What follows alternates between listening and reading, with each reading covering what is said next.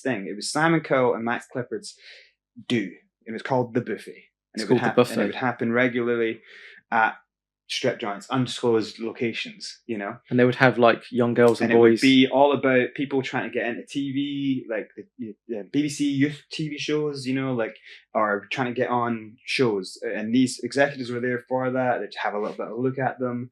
And then, you know, and I remember seeing that kid again, who was the tech guy who wanted to be a singer. And then he told me about, he managed, from that night, he got accosted by a girl, a woman in her late 40s, and he had sex with her. And I was just like, and he was just like, oh yeah, I had sex with her, you know. I'm like, dude, and like, what now? He's like, well, I've actually signed to Psycho. She works at Psycho, and I've signed to Psycho. And I was just, he was so happy about it. I was like, dude, I don't know if you understand what's just happened, you know. And I seen him like a couple years later at a birthday thing. Thank you. I seen him a couple years later, and he was just unbelievably depressed. And he was telling me that what had actually happened, that he'd lost his rights. And we're talking about rights. He'd lost his rights in perpetuity forever, owned by Psycho. And it was basically this woman had sex with him and just convinced him to sign the contract she was going to get for him. And she could keep having, she could keep having sex when he could keep having sex with her, and she would do these deals for him. And they trapped him into, legit, his entire life is gone. And so he's always going on the TV shows, Pop Idol and stuff like that. It's the only thing he's contracted to go on and pretend he's just looking for, oh, it's my first time on, and then he gets put into a group. And so they manufacture those groups. And so God knows where all those kids have come from, you know, but they're not coming just from, oh, try it for a TV show. You know, they're already tied up in pre-development deals, and how they got them, because those development deals don't come to anyone, you know. And the reason they kind of like from what he sounded, how he described the situation, like the way this woman did it, was like he felt like, I had to keep this secret of this sex I'd had with this woman because, you know, I'm underage and, you know, it's bad on me. It's like, and so she's also now got a secret. He's got to honor that secret, and they tie you into that kind of weird relationship where you're never going to cause a problem because you think you've done something wrong. Yeah, you know, and you don't want your family knowing it. So that's one that he's that's a male perspective. So he's kind of like, oh, I wasn't like, I could have left at any point. Then you think about the young girls.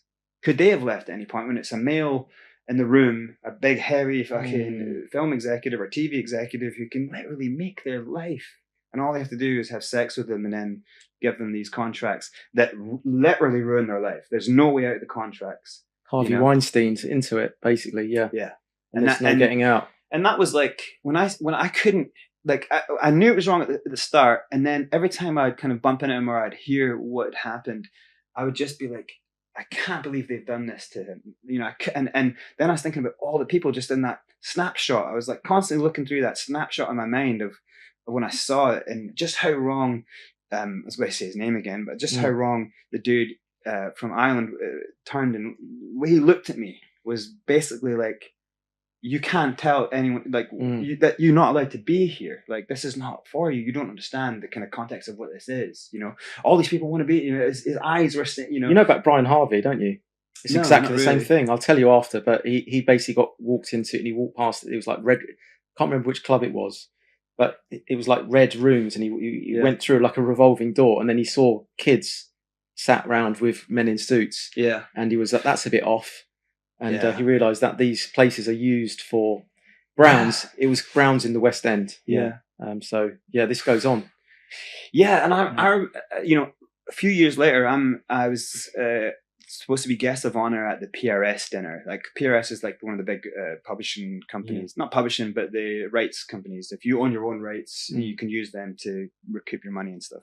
And so they, as a kind of entrepreneurial individual, they just had done this thing in music. They made me guest of honor, and I went and I'm sitting at the table, and the owner of the company is there, and he comes in with these two beautiful girls, and he's like in his 60s, and he's on his arm, he's got two beautiful girls, and I was just like, I was so fascinated. I was like, the first opportunity I get, I'm gonna ask them, why? Why are you here? Like, what is this? How did this happen? And so I got an opportunity because at that dinner, it's a circular table and everyone moves around. I spoke to like a lot of cool people, but I spoke to some people. I had this thing in my head now, and I was kind of a bit annoyed by it, you know. And I kind of kept saying to like people. I spoke to the guy who wrote most of Tina Turner's songs, and he was a little bit more of a realistic guy as well. And I was like, look at that. And he was like, oh. And he started telling me things. He's like, oh, you think that's weird? He's like, dude, like, you know, wake up. And I was just like, and so I go and sit down with the girls, and yeah, in his seat, in between the two of them, I'm like, can I just be honest? And I can just like ask some questions here. Like, he's like, how old are you girls?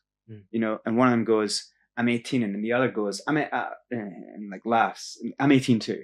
He's like, she's not 18. She's not even of age to be in here. You know, and everyone's seeing this. I'm like, what are we doing here? Yeah. You know, and I said, why are you here? You know, like, are you guys gonna, is that the deal? You gonna sleep with them tonight? She's like, well, our management said that, and they were like with a big management company. Yeah. And the management said that, like, it's just one night. Just, you know, like, have a good night with him. You know, he's the most powerful man in this kind of side of the music. He can make everything happen. We can, you know, straight fly you right through the industry to where we want to go. You know, they weren't like the most massively talented girls, but they were super beautiful. Yeah. And so I think that their management thought they're not really great vocals, you know. So, you know, and so they basically said that their management had told them to come be his personal kind of escorts, but not in a nefarious way, but like kind of escort him to be there for him that night. And I was like, so yeah, but so what does that mean? Do you have to have sex with him? You know, and they were like, it's not like, they were like, I mean, it's not a big deal. And like, I thought they were going to go, nah, but one of them goes, that's not a big deal. And I was like, and I felt from her that it's like, yeah, it's not a big deal because I've been doing this for years. That's why I felt she was just like, oh, this is the biz, you know. And then later, right, we're all leaving and people are outside, and I see his car come, and the two of them go in the car with him. I'm just like, fuck me, man. And I've never seen anything come from them. Who was that guy? Can we say or not? It was the head of the PRS. It was like 2009, 2010. Okay, we'll find out. Yeah, you know. So sick, yeah, it was so hideous, you know. And there was so many of those type of events that I had developed like a proper distaste for what was happening, for what I was seeing. Of course, man. And so anytime it came to like, oh, Gav, because people say this about me, like, why didn't you just play ball? You know, why didn't you just give them what they wanted? You know, and that grinds me to, it's like, because do you know who you're asking me to play ball with? And I've got loads of female singer-songwriter friends. I work with a really good group of young girls, and I just sometimes I go along and I speak to their group and I try warn them of what to stay away from, right? And places that I know run horrifying things still to this day. And I'll say this right now, and I've been told many times not to say it.